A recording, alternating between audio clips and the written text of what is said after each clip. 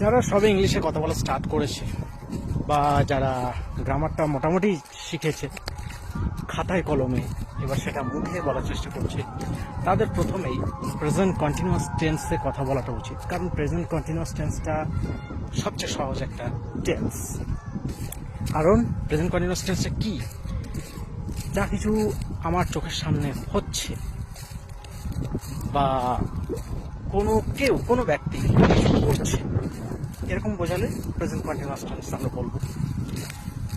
তো অ্যামিজারের ব্যবহার তো আমরা সবাই জানি, অ্যামিজার মানে হয়, অ্যামিজার দিয়ে আমরা সেন্টেন্স শিখেছি ছোটবেলায়।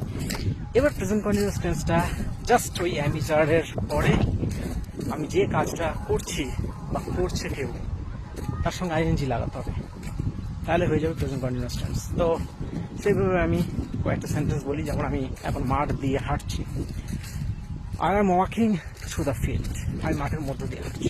বা বলতে পারি I am walking on the field, আমি মাঠের উপরে হাঁটছি। বা জাস্ট ইজ দিয়ে একটু বলি, যেন ওয়েদারটা আজকে খুব ঠান্ডা, the weather is cold today.